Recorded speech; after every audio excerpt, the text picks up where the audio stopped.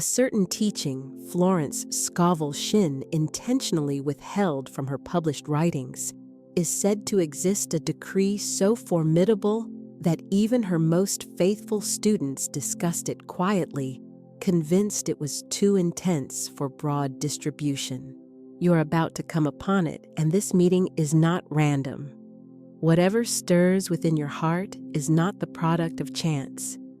It moves according to a deliberate vibration. Tradition suggests that whoever speaks this decree with unwavering faith can within less than a day dissolve patterns of lack, doubt, and want. Its effect is said to extend beyond finances, reshaping the very structure of one's immediate reality. But before it is revealed, you must understand why it was kept hidden. To gain that clarity, remain attentive with me until the end. What comes next is not simply content, it is a crossing point. Stop for a breath. Notice how a deeper part of you, even if it does not yet fully understand, begins to remember that your spoken word operates as a ruling law. As Florence often taught, the word spoken with faith is a pact with the invisible. Every affirmation, every negation you express are energetic agreements signed with the universe. Here is the risk: words spoken without consciousness still generate outcomes, only without clear aim, yet the universe responds regardless. For that reason, the decree was guarded, because not everyone is ready to bear the responsibility of their innate power. You, however, are ready. Your being here is not coincidence. It is a call to retrieve the authority your soul once relinquished and is now prepared to use again. Picture a golden door in front of you, one that cannot be pushed open, but opens only to an exact word. That word is held within this message and will be revealed only at the end. Your only role is to remain present and attentive until it is given. If this frequency feels like a match, you may consider joining our members' circle, where I share hidden decrees, guided meditations, and rare Florence Scovel Shinn teachings found nowhere else. Your support keeps this work alive, and in return, the current is said to multiply what you give. Shall we continue? To understand the power of this hidden decree, you must first grasp the ruling law behind every word you speak. Before we go on, subscribe and offer your support, not from routine or for algorithms, but from genuine resonance. Each act rooted in faith opens an invisible door. This moment may be exactly such an opening for you. Florence came upon this principle during a period when her life seemed to fall apart. Her marriage was over, her art was not selling, and creditors followed her relentlessly. One night, exhausted, she wrote in her journal, "If my word caused my downfall, my word can also bring about my resurrection." That sentence altered her direction and later transformed the lives of thousands who drew from her example. By bringing her language into alignment with a holy intention, Florence saw reality respond. Bills were paid without a clear explanation, unexpected opportunities appeared, and routes opened where none had seemed to exist. When others demanded to know how she answered simply, "It's not magic, it's the law." But that law contained a pattern, a concealed frequency she offered only in small circles. She called it the law of immediate correspondence. In her view, the universe responds less to the wording of the request than to the identity you inhabit in the moment you speak. Ask from lack and lack responds. Speak from enoughness and enoughness comes forward. The principle is bluntly simple but precise and dangerous for anyone rooted in fear. This is why her final decree stayed out of print. It does not beg for abundance. It calls and commands it, and therefore should be spoken only by someone who already knows they are naturally abundant. The purpose today is to help you live from that state, because this hidden decree works not by mechanical repetition, but by embodied identity. In the next chapter, you will learn how Florence found the word that opens the gates of divine supply, and how you can speak it from steadiness instead of desperation. For now, repeat silently with me. What is mine by divine right recognizes me, finds me, and obeys me. Notice how this line gently shifts your inner atmosphere. If you do not yet fully understand, let that be. The second chapter explains the law that carries every word to fulfillment. This is where the true story begins. Many say the universe has no separate agenda. It does not choose or favor, it responds. Florence Scovel Shinn called this automatic response the law of the fulfilled word.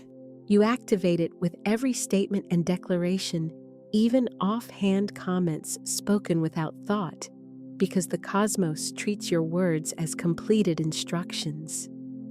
It does not separate hopes from fears or recognize jokes and justifications. It simply matches the emotional frequency behind your words and responds in kind. Florence understood this law more fully when a student, a young unemployed actress, came to her in tears. I have spoken all the decrees, Florence. I have repeated every phrase, every affirmation, and nothing happens. With the steady calm of someone who had watched words build or break realities, Florence looked at her with kindness and said, "You are not decreeing alone. You are decreeing from doubt. And doubt, my dear, is also a prayer, only in reverse." A quiet pause settled between them. The actress stared, still confused. With gentle focus, Florence asked, "How many times a day do you say, 'I hope it works'?" She added, "Every I hope is an I don't believe, and every I don't believe is an agreement that the universe seals at once." Then Florence proposed a precise change in phrasing. Instead of saying, "I hope they call me for the role," the student would declare, "My role is already chosen. The opportunity recognizes me and comes to me now." Within 3 days, the phone rang. The director confessed that all at once an inner nudge had brought her name vividly to mind. Florence smiled when she heard what happened. It was not enchantment, but a principle, the steady law that returns your declarations to you. You are operating within the same mechanism. Every sentence you speak, and even the silent lines you repeat inside, shapes the substance of what arrives next. This is not meant to alarm you, but to awaken your awareness of what you can do. The universe does not disregard you, it mirrors you. That is why Florence advised to speak only of what you long to see bloom. If you declare, "I am tired of struggling," the law offers you more struggle. But if you affirm, "Everything is aligning in my favor," the law reorganizes reality to make it so. Florence emphasized that every declaration operates on 2 levels: an audible human expression and a subtler resonance rooted in the soul. Speech shapes the sound, but the soul supplies the true command. When these 2 streams match, reality has no alternative but to respond. Therefore, mere repetition without inner agreement is inadequate. Saying "I am rich" achieves little if the heart trembles with fear. The real work is to experience the claim as already real before any outward proof appears. This felt conviction is what sets the law in motion. Likewise, the forbidden decree should not be spoken lightly. When expressed with genuine faith, it breaks the established pattern, and the prior reality cannot fully rebuild itself as it was. She called this pivotal shift the luminous fracture, the exact instant a true declaration disrupts the old blueprint, and what seemed impossible begins moving toward you quietly and naturally. But an often overlooked stage comes next: the proving. Before the new outcome becomes visible, the law tests the durability of your claim. Minor contradictions or leftover traces of the former habit tend to emerge to determine whether the new decree is stronger than the long-standing pattern it seeks to replace. If you maintain confidence throughout that testing period, conditions begin to yield and support shows up. The rule is precise and simple, nearly sacred in its clarity. Imagine thoughts as seeds. Some sprout quickly, others take longer, but each follows the same underlying law. Nothing you think with intention is lost. Certain seeds just have not yet surfaced into view. Your role is not to force the bloom, but to protect what you have planted and keep it true. This is why Florence insisted every good word you sow germinates in its perfect time. The simple act of writing it generates a vibration that endures. Consider, too, that the law can be accelerated. There is a way of working with it, such that response comes within hours instead of taking weeks or months. Florence discovered this through a trial that almost broke her trust. The bleakest night she endured also disclosed the entry point to the forbidden decree. Before moving into that story, keep one foundation in mind. Power does not originate in luck, money, or unstable conditions, but in the words you choose to speak and the words you choose to forbid from your mouth. Prepare yourself, because what follows describes the night Florence nearly lost her faith and how that darkness became the opening through which the decree that would alter everything emerged. Some nights prayer will not rise, not because you have stopped believing, but because you are worn out after doing everything you know to do. Florence knew this form of silence well. It is a quiet that gives no response and can feel as though it is ridiculing your decrees, your requests, and your trust. One bitter winter evening in New York, her small apartment seemed strangely vast, as if her thoughts were echoing in a sealed room with no way out. A letter lay on the table, yet another eviction warning. Her earnings had halted, her art classes had no attendees, and sales of her beloved book, The Game of Life, had fallen almost to zero. Standing at the window, Florence realized, after years of teaching, that she had no words left at all. The irony was sharp. Someone devoted to the power of speech, unable to speak. She looked into the night and briefly asked herself, "What if I was wrong?" The question passed quickly, yet it opened a fracture inside her. When a guide doubts her own law, it is as if reality pauses to hear the outcome. That evening, the only response was silence. She cried, but not in ordinary despair. It was a purifying grief that made more room within, preparing the mind for a new beginning. Once the tears ended and her heart felt emptied, something spoke from inside the stillness. The direction did not arrive from any external source. It surfaced from within her, as though a hidden layer of her being had been waiting patiently for this precise edge. The inner voice spoke with a tenderness that felt maternal. "You taught that the word is law, but you forgot that silence is also law." She remained utterly still as the message passed through her like illumination. Silence is also law. In that moment, she understood she had not been abandoned by the universe. She had simply received the reflection of her most recent inward verdict, the unspoken ending. "I don't know what else to do." In faithful consistency, the cosmos echoed that conclusion by doing exactly nothing.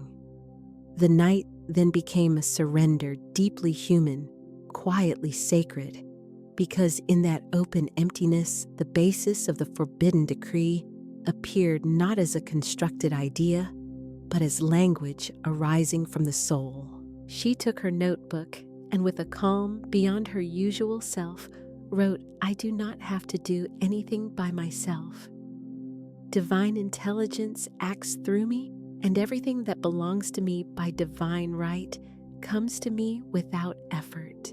These sentences marked the beginning of the decree. They were not motivational chants for more effort. They were statements of complete release.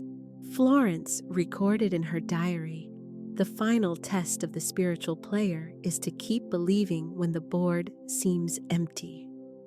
If you find yourself at that point, let this message remind you that the universe remains with you even in silence.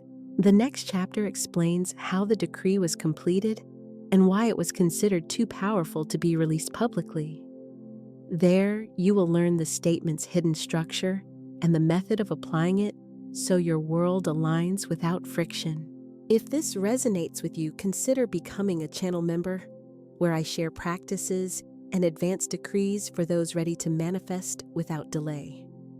Your participation supports this work, and in return, it comes back to you multiplied. Prepare for the most illuminating part, because in Chapter 4, the secret code of the forbidden decree, you will meet for the first time the exact wording Florence used to activate the law of divine return. Once you receive it, the path shifts permanently. Not every decree carries charge. Some scatter like leaves in the wind, while others reverberate through unseen dimensions. Florence Scovel Shinn understood this difference, which is why when she shared her forbidden decree, she spoke quietly as though passing a secret from soul to soul. She never wrote it down. She passed it on only in a whisper. She taught that the decree contained a vibrational pattern strong enough to influence the movement of matter itself. Think of language as tonal. Each word holds a frequency like a musical note. Some tones calm the body, while others open energetic thresholds. The forbidden decree unified these powers into a single force. It operated like an exact melody, instructing the universe to remember who you truly are. When that remembrance awakens, everything that is yours by divine right begins returning to you. Yet there was a condition: it could not be spoken by anyone still identifying as a victim. The decree responds not to fear, but to sovereignty. Florence clarified to a student, "The universe does not respond to your plea, but to your certainty. And certainty, my child, is not shouted, it is embodied."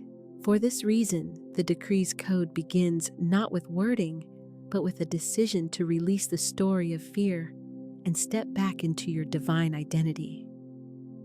Listen with your inner ear now, because what follows is not a slogan, but a consecrated instruction. Florence delivered it in 3 movements, each aligned with a distinct state of consciousness, the 3 keys of return. The first key is the unlocking phrase, "I am the perfect channel of divine wealth." It does not say I want to be or I need to be. It declares I am because I am functions as the universe's master key. To speak I am is not to offer an opinion. It is to activate a gateway. The phrase carries the tone of Genesis, the frequency through which creation begins. The second key expresses authority nothing, and no one can prevent the arrival of the good that is yours. In this register, you do not plead, you command. Florence maintained that once the soul accepts itself as divine authority, resistance falls away. The third key, most carefully protected, is the return phrase. Everything that is mine by divine right returns to me, multiplied under grace in perfect time and form. This line was presented as the hidden formula to be spoken only once each day inwardly and with steady composure, because in voicing it, the universe rearranges trajectories to bring it to pass. Many testified that after using it, they received unexpected phone calls, delayed funds, or profound tranquility as if the unseen had been set in order. Still, Florence stressed a deeper instruction: never repeat the line as though it were a charm.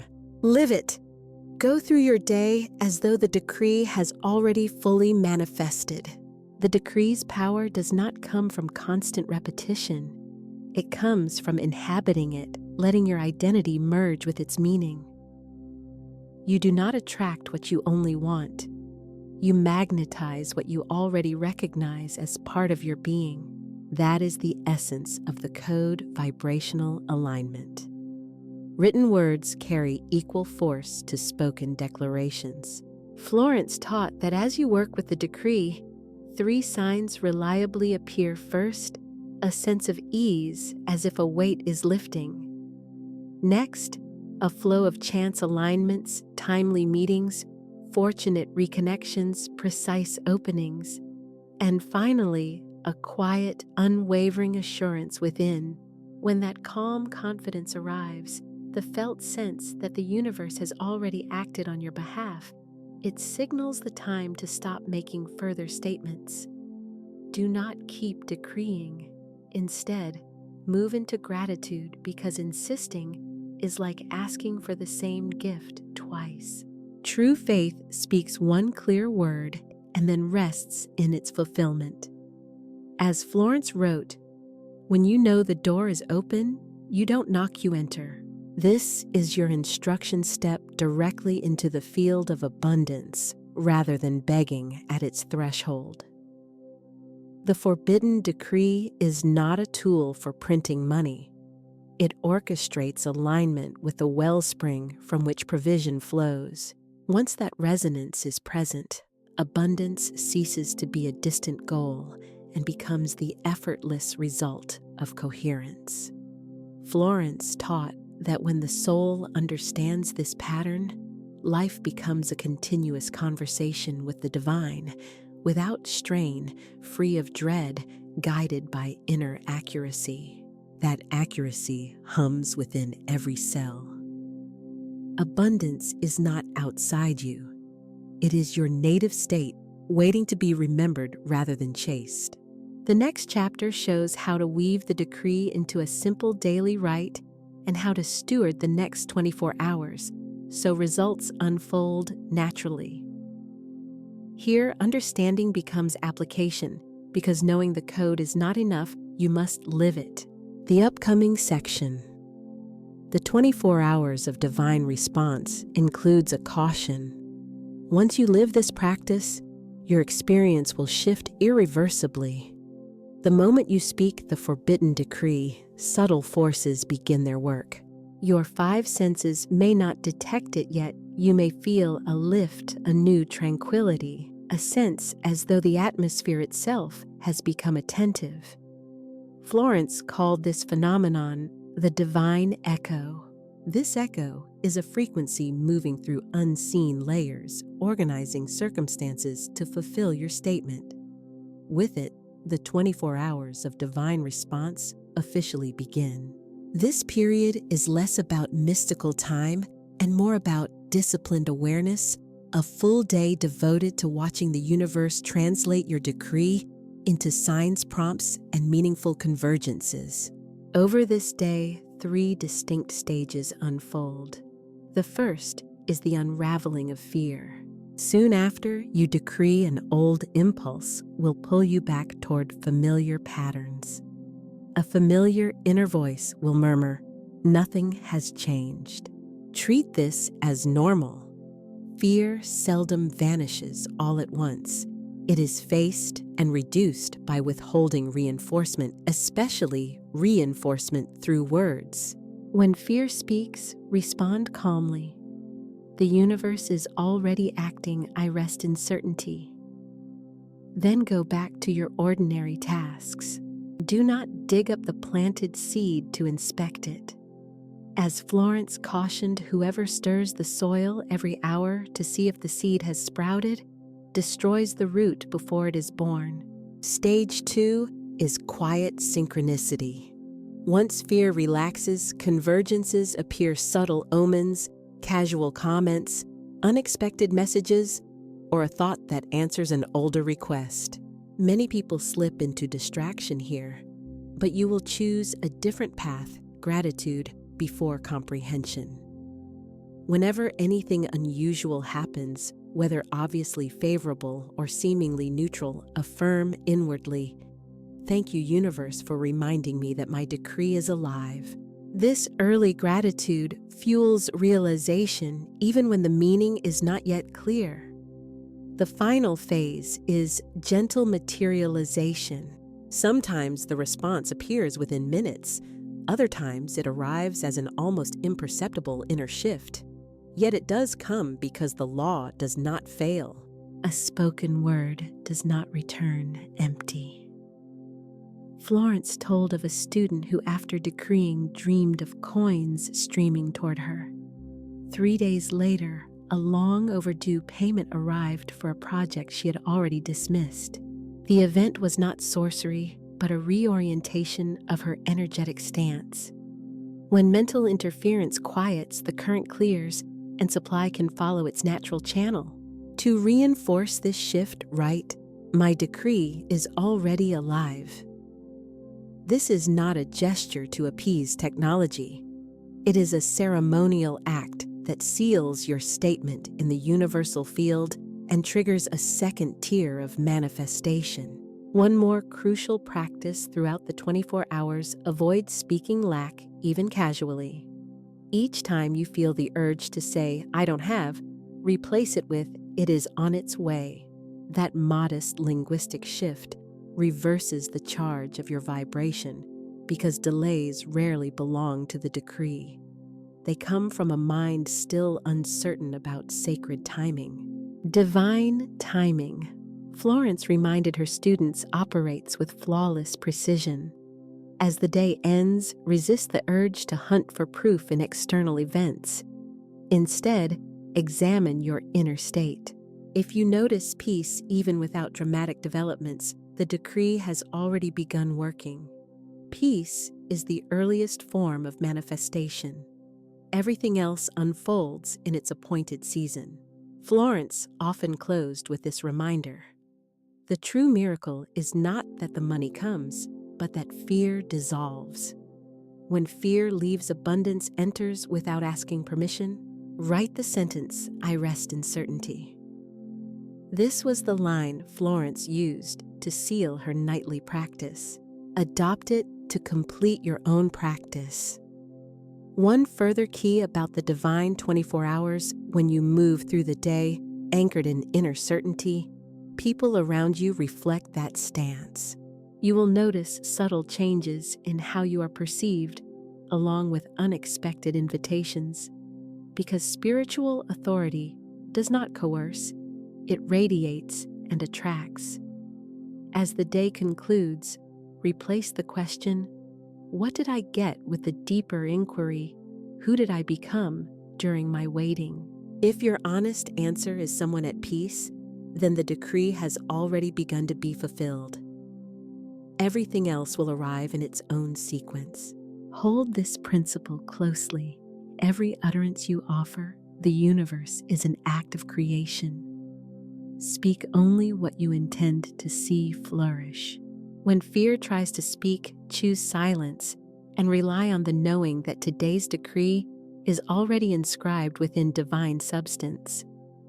The next chapter shows how to stabilize this frequency so you do not slip back into scarcity.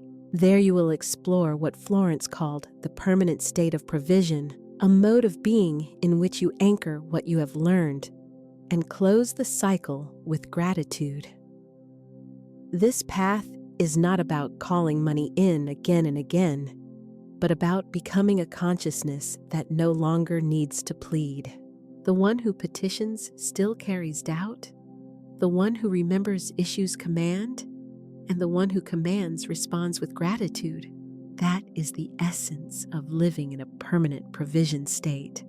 Florence pictured it as the universe's sacred respiration, Inhale faith, exhale thanks, no struggle in between. In that condition, life organizes itself. What once looked like chance becomes a faithful mirror of a mind reconciled with plenty. Over many years, Florence observed a telling pattern in her students. The fastest manifestations did not come from those who spoke the most decrees, but from those who most fully relaxed into their own word. Faith is not measured by strain or the amount of effort. It is recognized by stillness and composure. The cosmos does not need your urgency. It asks for your consent.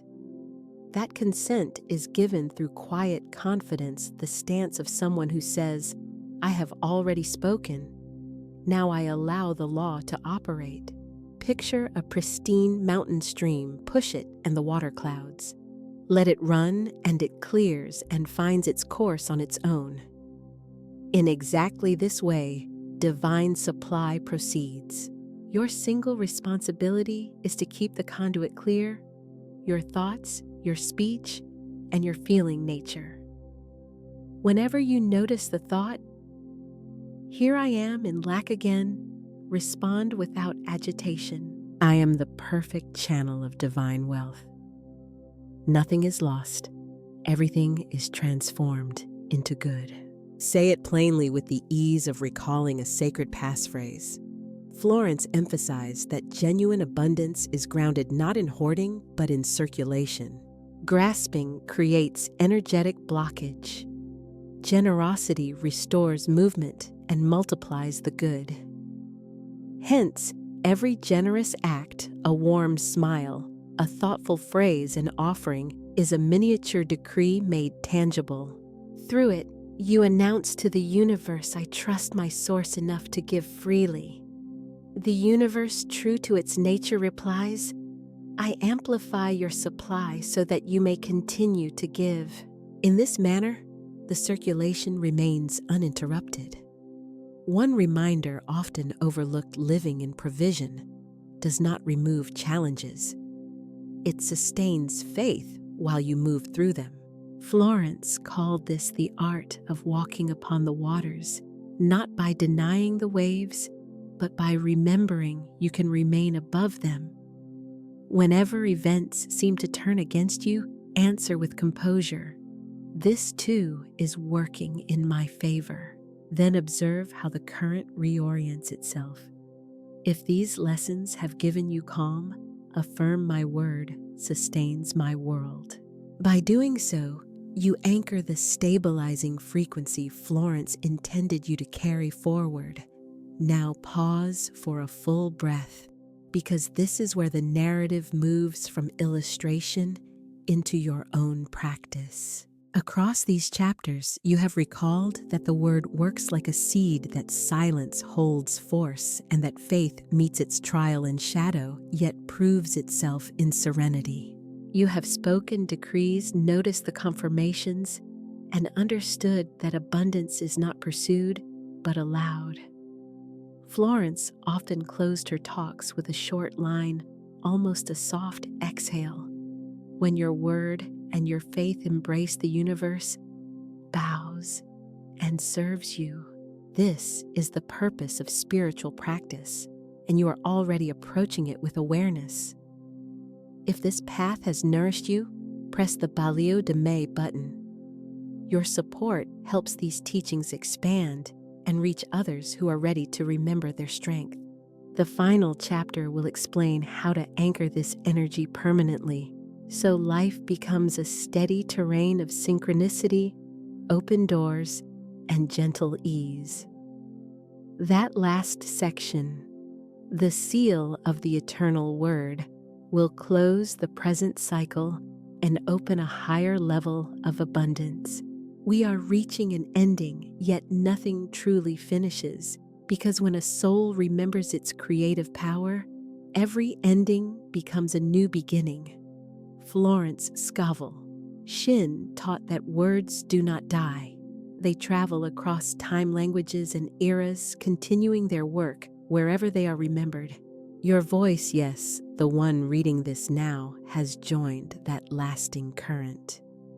You are no longer repeating lines. You are participating in direct conversation with the universe. Through this passage, you have learned that words sow seeds that silence also creates, and that fear eventually melts when met with certainty. You have seen that a decree is not a trick but a key, and it turns only when the heart is aligned. The truly forbidden factor was never the wording. It was the lack of awareness of the power within you. Now that awareness belongs to you, and once held it, does not disappear. It remains as your inheritance. In her notes, Florence wrote, "Those who understand the law of the word stop asking for miracles because they become one." This describes your present condition, a living miracle, a breathing affirmation, a decree embodied. No matter where you are or what surrounds you, your word remains your sanctuary. And when you speak it with certainty, the universe recognizes its authority. Before continuing, write my word is eternal. Let it remain here as an intentional act of power, because when many voices affirm the same truth together, the energy expands and radiates outward. Florence emphasized that the seal of a decree is activated not by loudness or spectacle, but by gratitude, the hallmark frequency of an awakened person. So now, say inwardly, "Thank you for the invisible good that is already on its way." Allow it to echo softly without pressure or insistence, resting only in trust. Each breath reminds you that abundance is not just coming, it is already present. In Florence's lineage, sealing your word rested on 3 principles. Stop speaking of lack, not to deny circumstances, but to remove authority from scarcity. Give thanks, even when there seems to be no clear reason, because gratitude without visible cause carries the universe's highest tone. Move as someone who has already received. This is the heart of faith act, as though the promise is already fulfilled, and watch conditions rearrange in your favor.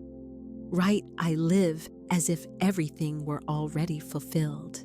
That statement completes the current cycle, and writing it turns your words into an intentional decree. Florence taught that the soul speaks in 2 modes, a reactive voice and a creative voice. Most live in the first. Through this passage, you have awakened the second. The creative voice does not argue with outer facts. It defines them. And each day, whatever happens, you can return to that inner authority. Simply affirm, "I am the perfect channel of divine wealth," and the flow begins again. In truth, there are no genuine losses or setbacks, only periods of forgetting. And now you have remembered. If this path awakened something deep in you, press the below demain button. Your support helps others discover this teaching and allows this abundance frequency to expand its reach. And so we come to the close. Receive the final lines as if they were Florence's echo speaking gently to you across time. The universe always responds with a yes. The form that yes takes is shaped by the statement you first release. You have learned how to speak to the universe, how to direct your life, and most importantly, how to trust the quiet.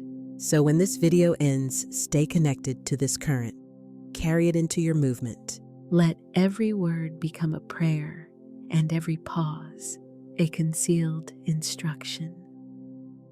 Abundance begins not with money in your hand, but the moment you calmly declare, "All is well, all is fulfilled." It is said that when words are spoken with full awareness, the universe not only hears them, but repeats them back. That quiet return is what Florence Scovel Shinn called the creative echo. It is more than sound reflecting. It is spirit's resonance answering itself through physical forms.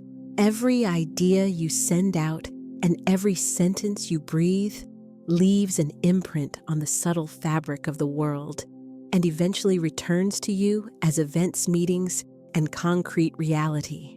Florence understood this secret most fully in her later years, when her rhythm softened into something close to a whisper.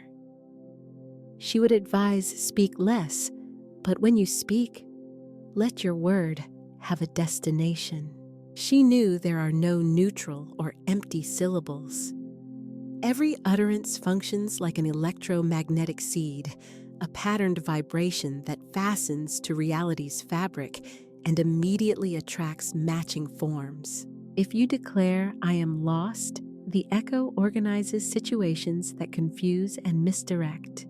If you say, "I know exactly where I am," the returning echo brings clarity. This is why Florence taught that speech operates as an obedient mirror. It does not contradict the feeling carried by your words. It mirrors it precisely. The creative echo does not merely repeat your exact wording. It transmits the emotion you held as you spoke.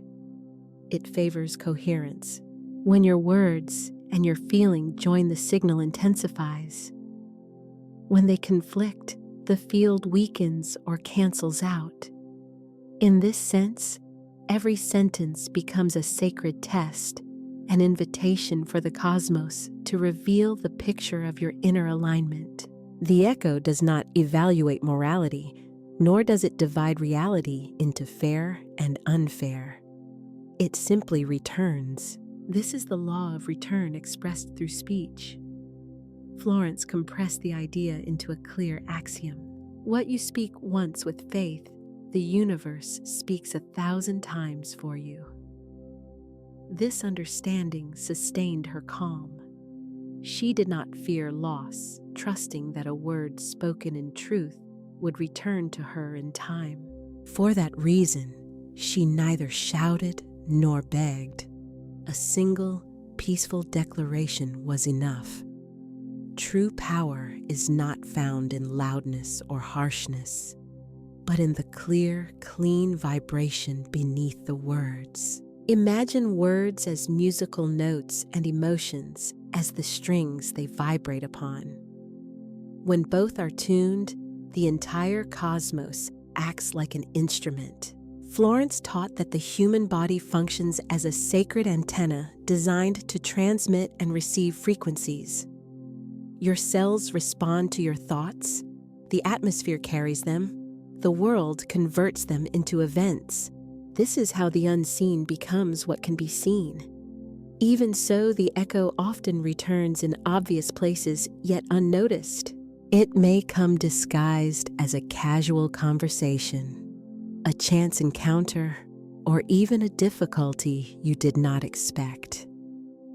With careful attention, you can see that what arrives carries the frequency of something you once expressed, maybe not aloud, but in the quiet hallways of your mind. Remember that silence also speaks. It is the breathing room in which the universe arranges its response. Florence often meditated beside a candle flame, watching its subtle movement. "That is how the universe responds," she remarked with motions so understated that only a still gaze perceives them. Modern science says everything is energy. Florence agreed and extended the claim energy has memory. Words do not disappear. They remain in subtle fields until consciousness tunes back to their frequency, and then they condense into form. So when a thought you wanted to outgrow returns as lived experience, it is not punishment. It is the echo coming back to be met and changed. The echo is not meant to injure. It serves as a reminder revealing the pattern that still awaits transformation. Florence insisted that vibrations are not destroyed, they are changed. So do not repress fear or battle it. Bless it. blessing alters its tone so the returning echo is purified. The energy that once frightened you can then become an ally and a support. She called this process the alchemy of the word turning language, that wounds into language that heals, keeping its power while raising its purpose. To align with the creative echo, Florence recommended a simple daily practice she called active silence. The goal is not to say nothing, but to speak from inner stillness. Before any affirmation, pause and ask, from what state am I speaking if fear is steering weight? If peace is present, continue. Mastery is contained in that small choice. Every word you release sends out a wave, and waves either build worlds or wear them away. She would emphasize, do not try to correct the world with your complaints. Order it with your certainty. This line became a cornerstone of her later teaching. She understood that complaint functions as a hidden decree.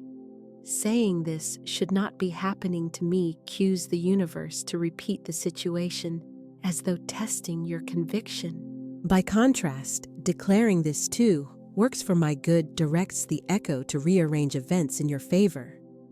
This is the law of speech. It ignores labels like blessing or curse. It responds only to whether the vibration is unified or split. Every relationship, condition, and event you encounter is the sounding out of your inner voice. It comes not as punishment, but as a revelation of the tone you regularly inhabit. If chaos keeps appearing, look at your language. How often do you speak of structure rather than lack? If loneliness hurts, ask how often you have affirmed, no one understands me. The echo is not abandoning you. It is showing precisely and without cruelty what you are still creating unconsciously. With steady eyes and gentle humor, Florence would tell her students, there is no more honest mirror than reality. Many took that line as metaphor, but she meant it literally. Outer circumstances are the sum of your ongoing decrees. Nothing enters your experience without your vibrational consent. Therefore, your work is not to force the outer world into form. It is to refine the speech that sustains it. Many seekers misunderstood the practice, assuming that repeating phrases was enough. Florence corrected them. Repetition is not to convince the universe, but to convince yourself of your own truth. Each mindful repetition strengthens the inner channel that carries power. The mind, doubtful at first, eventually yields to faith's evidence. Then the spoken word becomes embodied as lived experience. She recommended practicing like a sacred chant, not from desperation, but from devoted alignment. The word she taught is prayer in motion. And when prayer moves, the cosmos moves with it. How do you know the echo is returning? Florence named 3 signs: synchronicities, well-timed encounters, repeating numbers, and recurring phrases that confirm your direction. Inner lightness, a surprising calm that arises even without an obvious reason. Detachment from outcome anxiety fades, replaced by a quiet sense that it is already done. When these 3 appear together, your decree has begun to crystallize. The echo is on its way. There is no need to pursue it. It will find you. Those who search for the sign delay it, Florence wrote. Those who trust in silence receive it. But the creative echo returns more than what is pleasant. It also reflects what you hide.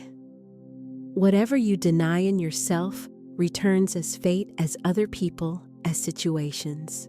Florence did not avoid shadow. She welcomed it.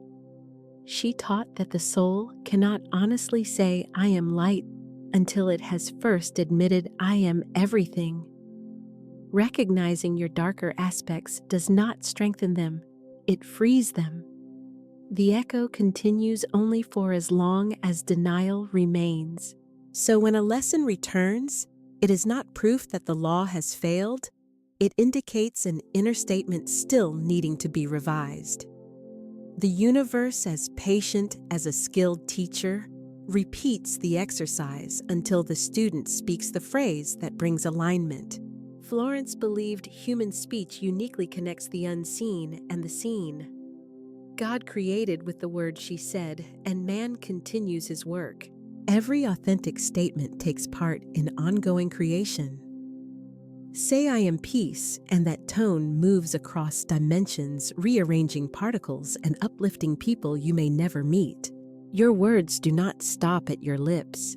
They spread into atmosphere momentum and emerging possibility. This explains why Florence's teachings stayed active beyond her lifetime. What she spoke long ago is resonating in your awareness now. Such is the range of the creative echo. One person's voice can shape the currents of history far into the future. Florence imagined a world where awakened beings gather not around doctrine, but around shared frequency. She taught, when two or more declare from the same faith, matter rearranges itself. This is the basis of communities of light circles of people speaking the same affirmations from shared confidence. They need no buildings or elaborate rites. Coherence itself becomes their sanctuary. Each comment and shared decree weaves a network that sustains the group's frequency. For this reason, she emphasized speaking aloud not for attention, but to formalize the covenant with the universe. If these words reach you now, you are already within that lattice. Resonance brought your mind here because your soul remembers Florence's tone. None of this is random. Souls recognize one another by the echoes they share. Another secret Florence shared in private settings was this: the echo of your word does not travel in a simple straight line, nor does it move only into the future. It may loop back from what you call the past or arrive early from what you name the future.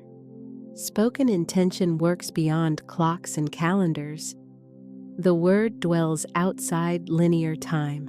When you affirm, I forgive myself, the released frequency does more than soothe the present moment. It reshapes the emotional imprint of memory and clears pathways for what is yet to come. Florence framed the principle in this simple formulation.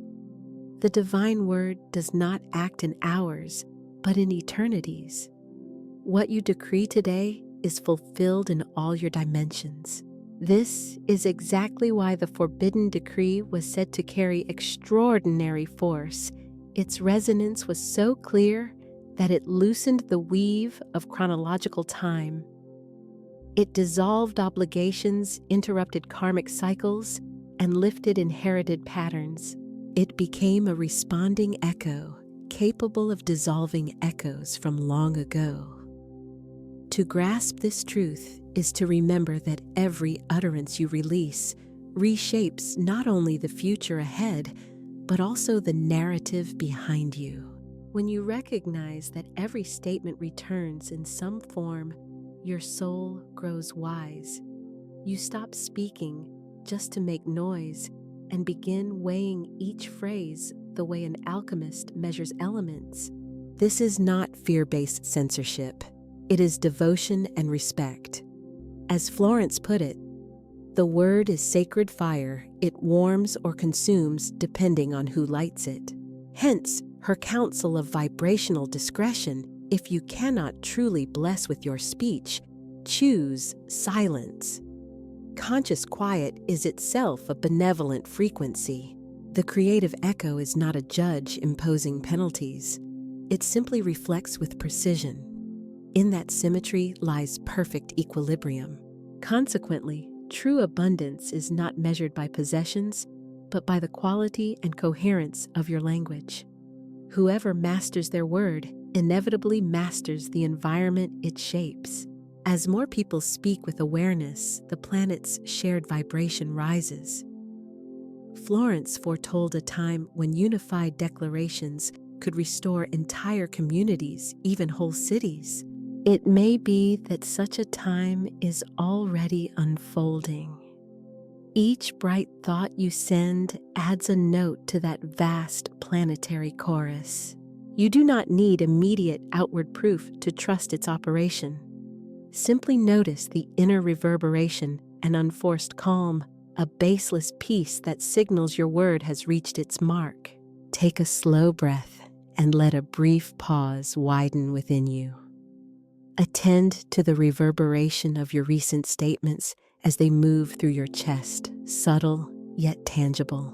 Every sentence you have spoken with love continues living in invisible fields, seeking pathways to return to you in magnified form. Do not push or force its arrival.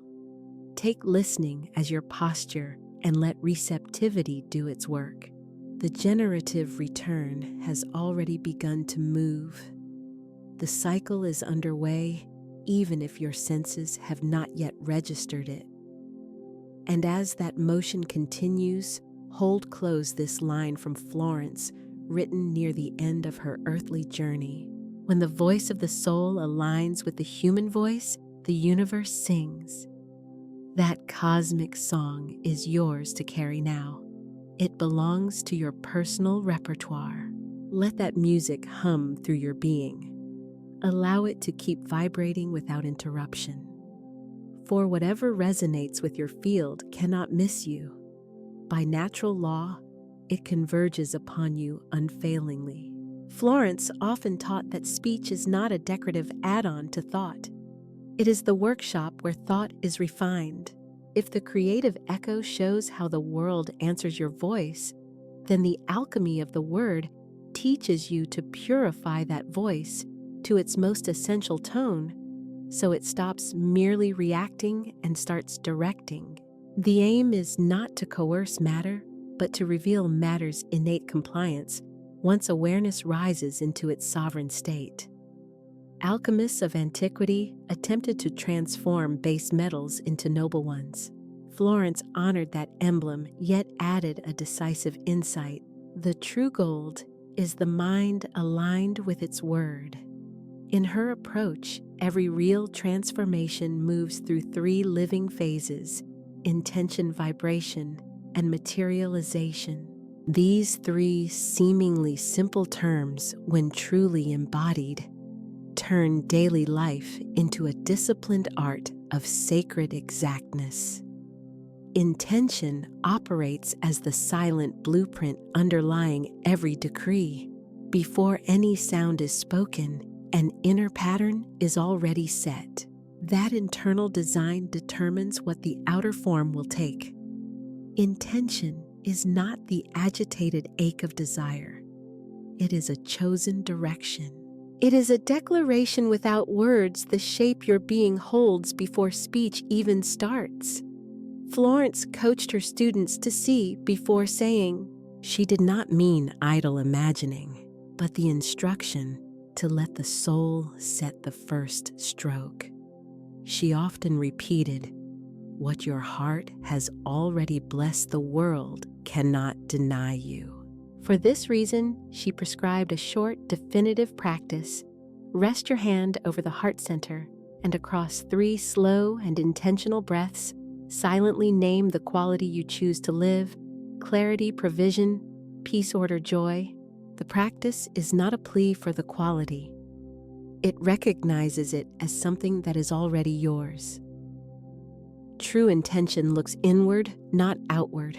It does not challenge life with "Will you give this to me?" It asks, "Who am I while receiving this?" That one adjustment dissolves nervous striving and reveals inherent authority. The universe aligns with authority, not with frantic urgency. Practice for geometric intention. Choose one single word for the quality you intend. Shut your eyes and translate it into a simple inner symbol. For example, a circle for peace, a triangle for clarity, a spiral for abundance. Inhale as though the symbol enters you. Exhale as though it expands or shines outward. When you notice a gentle warmth at the heart or a slight release in the shoulders, finish. That feeling signals the intention has taken on a distinct, perceivable form. Florence called this method invisible geometry. It is not hazy mysticism, but disciplined inner training. An intention formed this way becomes strong and lucid. It needs no strain or pushing. Its mere presence carries a calm, steady authority. Words may be beautiful and still produce nothing. What creates is tone. Vibration is the music behind the sentence, the emotional atmosphere carried by the words. If intention supplies the form, vibration supplies the temperature. Two identical phrases spoken from different states can lead to completely different results. To say I am abundance from fear is only exertion. To say it from peace is gentle, yet unmistakably directive. How is tone refined? Florence gave 3 main keys, nay, coherence. Let the body support, not contradict the words. Lengthen the spine, relax the jaw, and softly open the chest. The body is the staff on which the voice is written. When posture holds gratitude, the voice naturally comes into harmony. Coherence is the most direct route for the soul. Rhythm, do not rush. Allow each word to settle like a deliberate drop of water. Speed communicates doubt, while a slow, steady cadence convinces the mind that fulfillment is already in motion. Sincerity, do not speak what your nervous system cannot yet carry. If I am abundance feels too large, today choose, I remember that I am abundance, or I allow abundance to express itself in me.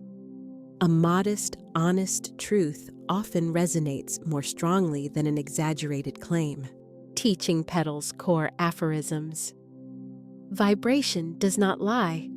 That is why the law is exact. The universe does not hear what you say, but what you touch with your emotion. Exercise for calibrating vibration. Say your decree 3 times, each time anchoring it from a different center. Begin at the throat, it will feel mostly mental or conceptual. Then speak from the chest, you may notice warmth or a gentle glow. Finally, speak from the lower abdomen. You will sense steadiness and groundedness. Stay with the register that consistently produces both calm and bright presence. That unique mixture is your authentic tone, yours alone, and not something another person can borrow. When the inner blueprint intention and the felt tonal field vibration come into agreement, the outer world no longer resists. Still, results rarely arrive in the most predictable way. They may show up as a small opening, a quick conversation, or even a sudden impulse to tidy a shelf.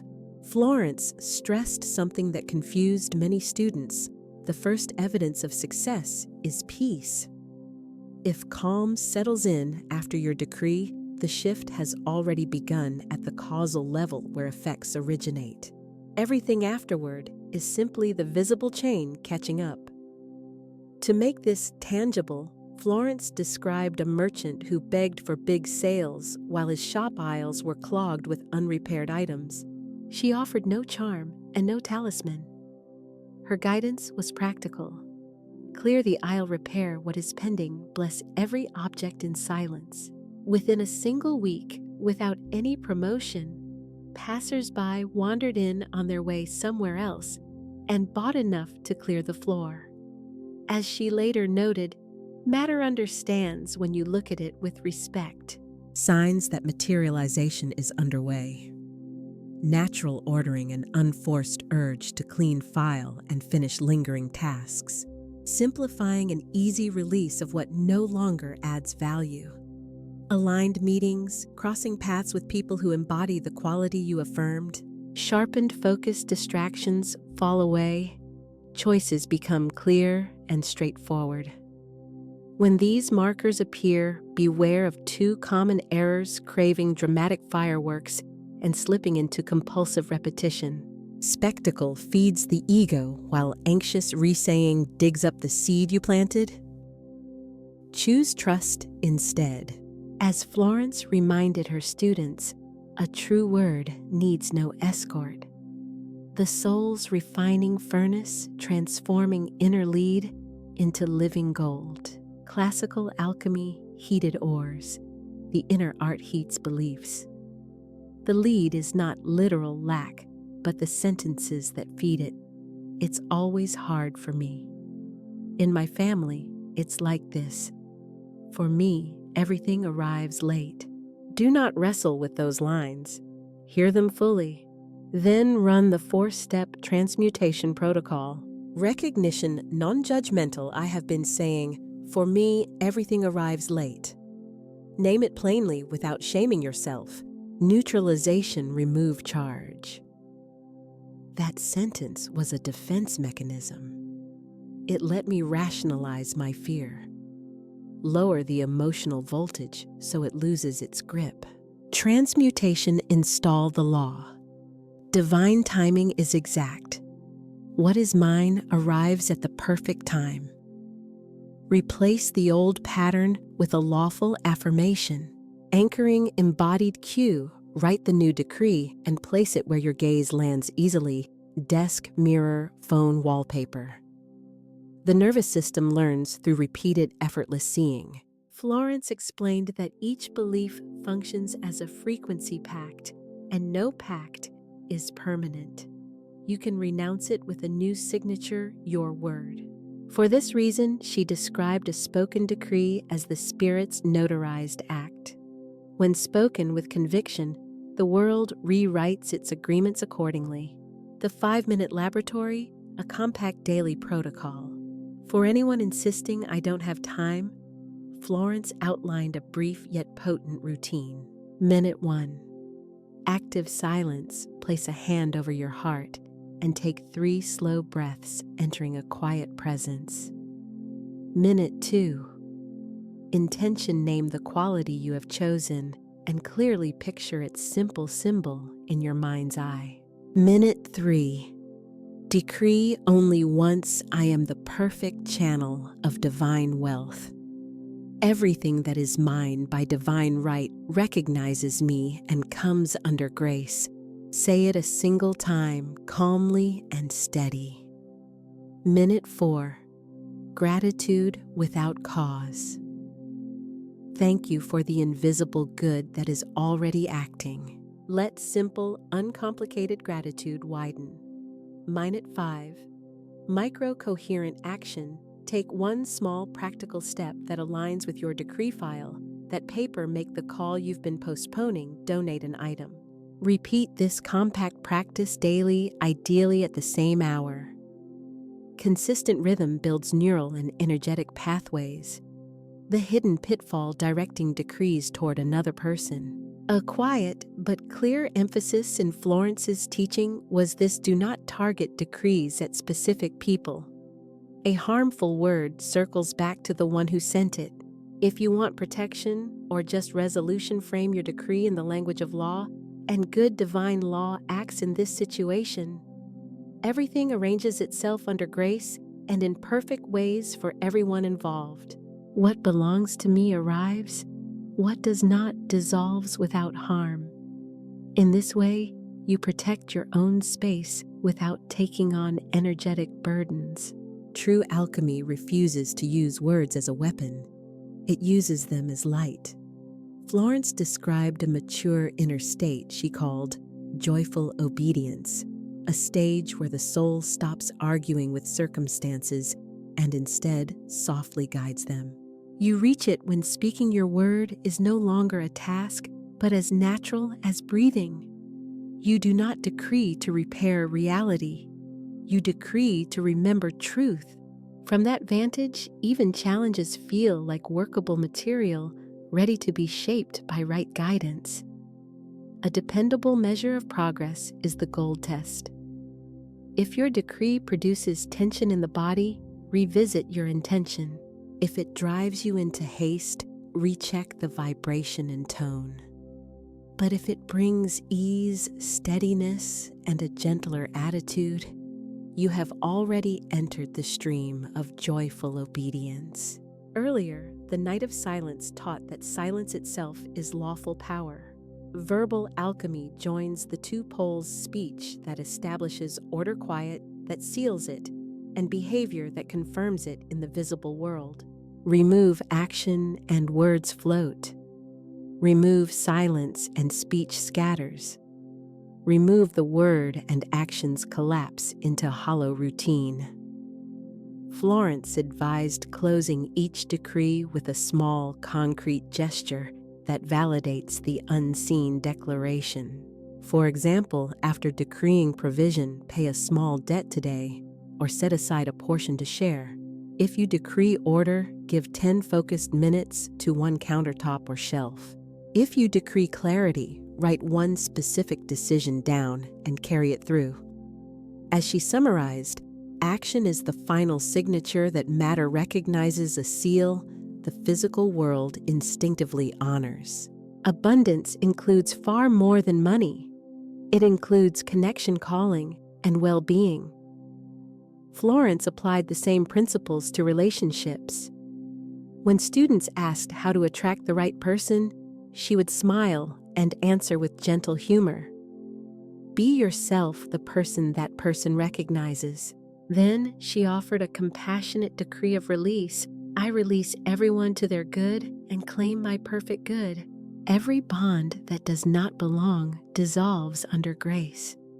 The right bond appears without effort. The transforming move in relationships is letting go. A true decree does not tighten, it tunes the field. Gripping signals lack while releasing signals wholeness. In that spacious, fertile openness, what is truly yours by divine right can arise naturally. The main enemy of inner alchemy is the impulse to control results. Demanding the how and when turns a decree into a tool of anxiety. Florence urged exchanging control for spiritual skill, doing your human part while entrusting the rest to the governing law. As she put it vividly, plant water, pull the weeds. Leave the rain to the sky. Practically, this means doing the clear steps that are available. Reply to the messages, send the proposals, develop the needed skill. Your decree opens the door. Your actions are what move you across the threshold. To complete the cycle, Florence ended each day with 3 short sentences spoken once with calm steadiness. Recognition divine law already acts in me and through me. Surrender under grace in perfect time and ways. Gratitude. Thank you for the invisible good becoming visible. Then she kept silence, no further words. As she would add, with a faint smile, the night belongs to God. For students who wanted to ground this work, Florence offered a compact 7-day structure. Day 1, purification. Observe the habitual sentences you repeat. Write each one down without resistance or debate. At day's end, choose one phrase to transform. Day 2, intention. Make your simple symbol, breathe with it for 5 minutes, and clearly name the quality you are embodying. Day 3, tone. Speak your decree from 3 centers, throat, heart, and lower belly, and choose the register that brings calm and presence. Day 4, action. Take 3 small concrete steps that align cleanly with your decree's content. Day 5, silence. Avoid decrees. Practice gratitude without cause, and let the law work without interference.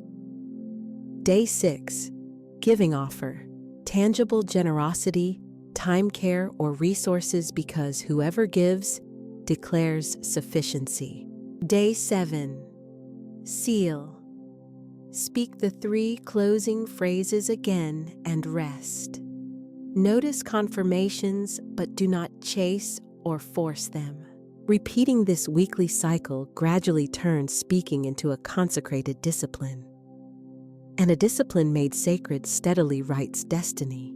Many people searched for the single most powerful line. Florence would smile and answer, "The philosopher's stone is not a sentence, it is a state. That state is remembrance of who you truly are." So when you affirm, "I am the perfect channel of divine wealth," you are not begging for a stream. You are recognizing yourself as the riverbed itself. A riverbed does not pursue its water, it receives it. It does not clutch and stagnate, it directs the flow. It does not pollute, it filters and clears. This is the ethical ground of abundance. Therefore, if you wonder whether the forbidden decree will work for you, the alchemical answer is gentle but precise. It operates in direct proportion to how well you remember the self who speaks it. The outcome is not mainly about the phrasing, it is about the speaker. The statement forms the bridge. The one who must cross it is you. Before we finish, do this brief practice right now. Place both feet firmly on the floor, making clear contact with the ground. Lay one hand over the center of your chest to draw attention inward. Take 3 soft, unforced breaths in and out, allowing your body to settle. In a quiet tone, speak these lines. "I am the perfect channel of divine wealth. Everything that is mine by divine right recognizes me and finds me. Under grace in perfect time and form." Keep 1 full minute of effortless silence, letting the decree steep. Choose one specific action that matches your decree. Write it plainly and complete it before the day is over. Do not force yourself to manufacture emotion. If peace arrives, let that be enough. If peace has not come yet, that is also enough because the seed has already been planted beneath the surface. An experienced farmer does not dig up the seed to check it. He keeps watering, keeps tending, and trusts the process to unfold. The alchemy of the word never promised spectacles or dramatic displays. It offered something far more enduring, the practice of creating from a quiet, benevolent authority that needs no fanfare to work. You have trained yourself to shape intention carefully, to tune your tone precisely, and to recognize manifestation when it appears in simple, unadorned form. You have realized that transmutation is not refusal or pretense. It is blessing steadily until the heavy lead of past statements gives way and becomes the bright gold of your authentic truth. As this inner alchemy ripens, the soul stops nagging. When will it finally arrive, and instead asks, "What does alignment require of me right now?" In that shift, life becomes a willing laboratory, a cooperative field for daily experiment and practice. Pause for 1 full breath. Let your ribs expand, then soften as you exhale. Notice the hush that follows a transparent clarity settling around and within you after these sentences. Understand that the stillness is like turning on the lamps in your inner studio. Your workshop is lit and ready for real work. Let that quiet do its intelligent work. Avoid meddling and allow the process to carry itself forward. Florence often affirmed that true teaching never ends. It only changes its form. The true teacher does not disappear in death, but diffuses into the awareness of those who truly receive. So, when her audible voice ended in the material world, some assumed the echo would fade. But an unexpected pattern emerged. People in distant places reported sensing her presence, hearing her in dreams, catching gentle phrases in meditation, and noticing improbably timed coincidences. It was as though the tone of her language had found new human instruments through which to continue resonating. Her students called this unfolding the return of the master, though Florence preferred another phrase, the continuity of the word. The guide does not return as a physical form, but as accessible awareness. She returns whenever someone remembers their own creative voice and sets it in motion for benevolent purposes. If you have reached this point, you are no longer simply watching someone else's story. You have been interlaced with it. The lines you spoke earlier were not just pious exercises. They stirred a tonal field that now connects you to the active living current of this teaching.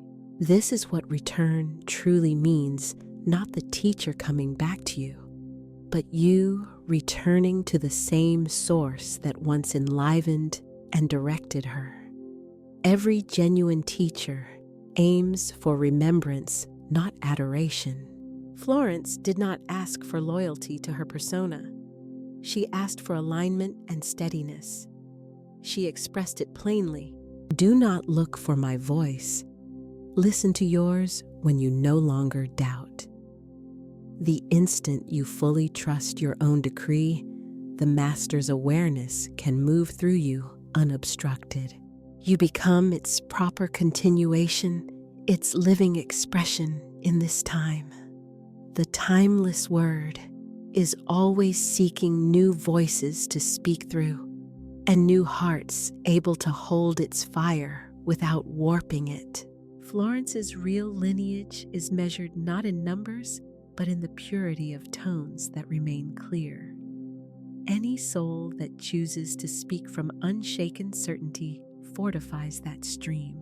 There are no hierarchies, no exclusive ceremonies, no secret codes, only faithful commitment to one principle the word creates. The master's return is fulfilled when that principle stops being an idea and becomes embodied in your everyday words and deeds. It appears when you no longer repeat phrases just because you encountered them and instead speak from the overflow of an anchored inner state. It is present when I am is no longer a concept, but flows with the breath as a natural, effortless rhythm. At that stage, your voice begins to carry qualities similar to Florence's tone clarity, without exertion and authority that leads without pushing or pressuring. She called this register the voice of a reconciled soul, one that has settled inwardly and therefore communicates peace outwardly. This voice does not shout, does not argue to dominate, and does not shake with anxiety. It simply names what is true, and the realm of events quietly reorganizes in response. A devoted student later wrote that even years after Florence had passed opening the game of life, would sometimes release a light jasmine scent, the same fragrance that once filled Florence's New York studio. She observed that reading passages aloud seemed to bring a tangible stillness into the room. She maintained it was not simple autosuggestion, but the sensed presence of a distinct vibration. Florence maintained that phrases spoken with kind intention do not weaken with time. They accumulate strength. Consequently, the more often such words are spoken or read, the more powerfully they work. The teacher is not limited to ink or paper. She lives in the frequency the page faithfully transmits. The same law applies to your speech as well. Each truthful sentence you speak leaves an energetic trace, a subtle imprint others can feel, even if they cannot name its source. It may be that 10 years from now, someone will repeat one of your expressions, and your original vibration will awaken inside their chest. In this ongoing reverberation, the word continues, and within that continuity exists a kind of real immortality.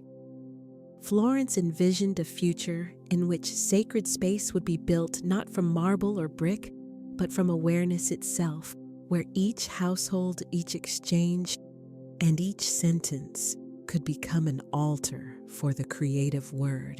There will be a generation, she prophesied, that will know that to speak is to pray, and to pray is to create. That foreseen generation is alive now. The temple already stands. It is your mind made holy when it thinks with kindness, your voice made sacred when it speaks to others with respect, your body consecrated when your deeds reflect inner consistency. There is no longer any need to search for special shrines.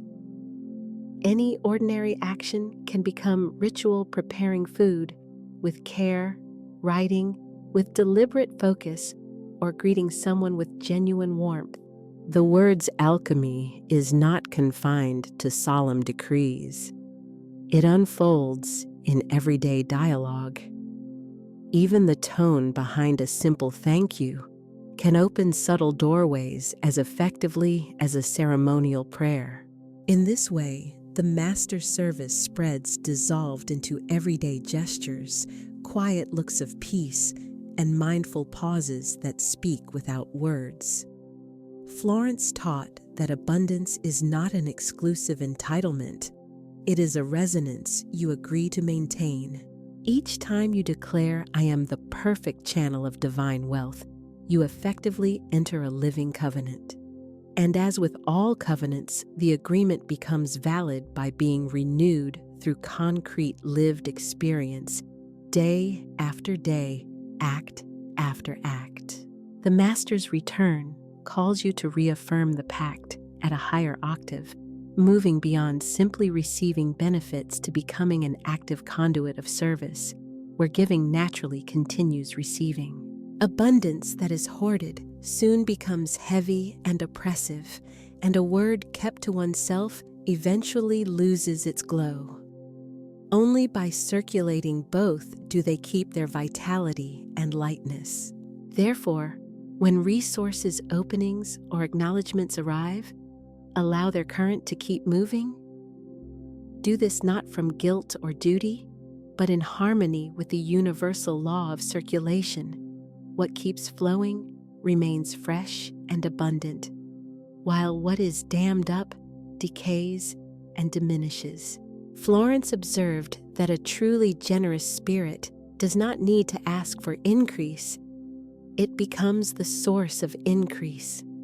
She also noted succinctly, the universe does not reward what you keep, but what you allow to pass through you. Speech now arises not to compel outcomes, but as the natural language of one who recognizes themselves as a living creation, an ongoing expression of the law. Florence distilled the insight into a single crystalline line. When the player merges with the game becomes eternal. You are the aware participant, she described, and with that realization established, no circumstance can truly sever your connection to origin. The Master's return is not an outer spectacle. It is the inner recognition that you carry both roles, the guiding wisdom and the learning heart within oneself. You have walked the way of articulate decree, the discipline of quiet, the craft of transmutation, and the practice of embodying truth. You have witnessed reality align with lawful word, watched fear loosen and fall away, and felt peace settle like gentle dust upon the soul. Further omens are unnecessary now. What remains is faithful, affectionate practice showing up consistently. From now on, you can begin each day with one simple sentence. Everything is fulfilled. Speak it not as resignation, but as assured knowing. If word is creative, then what you have declared stands real on the lawful plane. Your work is to hold alignment patiently until the visible mirrors the truth that already is. Florence often closed with a gentle smile, and this affectionate admonition: do not look for more signs. Become one. This is the highest initiation of speech to live as the visible confirmation others unconsciously seek. To complete this passage, undertake a simple seal, a ritual Florence reserved for her most ready students. It is not pomp or pageantry, it is pure alignment, a settling into correct order. Choose a quiet place. If possible, light a white candle and place it before you as a symbol of lucid intent. If a candle is unavailable, your breath alone is enough. It is the original flame. Take 3 unhurried breaths and regard your body as a consecrated space, a temple of attentive presence. Recall the 3 master keys that structure the forbidden decree. I am the perfect channel of divine wealth. Nothing and no one can prevent the good that belongs to me from coming to me. Everything that is mine by divine right returns to me multiplied under grace in perfect time and form. Now speak softly the following sealing words. I seal this word in divine substance. The visible and the invisible cooperate in my favor. What was lack becomes abundance. What was fear becomes power. What was doubt becomes certainty. And everything I have spoken from love is engraved in eternity. Rest in silence. Feel peace settling over you like a soft mantle around your shoulders. With each outward breath, imagine this luminous calm radiating from your chest to touch the wider world. Florence suggested that if many enacted this seal in unison, the planet's tone would shift in perceptible ways. Perhaps that synchrony is unfolding now. Perhaps today is such a day. You are no longer bound to exact quotations of Florence's phrases. You now hold the sustaining principle itself, the law of immediate correspondence, the sure knowledge that reality mirrors your inner condition and answers the coherence you maintain. You are free to craft affirmations, compose decrees, and design rituals that arise authentically from your own understanding. What truly matters is not the outward form, but the vibrational quality. Speak grounded in love, seal every word with simple gratitude, and move forward with faithful action.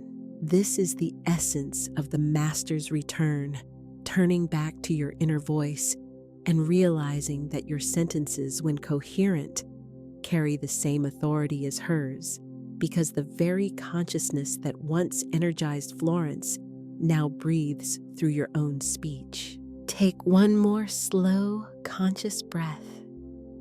Feel how the resonance of these teachings continues to vibrate in your chest like a steady tone. Regard this moment not as an ending, but as the opening paragraph of a chapter written by your life. From here forward, whenever you voice faith, choose quiet over grumbling, or bless even opaque situations, the teacher's presence will reawaken within you. She will not travel from history. She will arise from your own interior, reminding you that life's play was never random luck. It has always been a practiced art.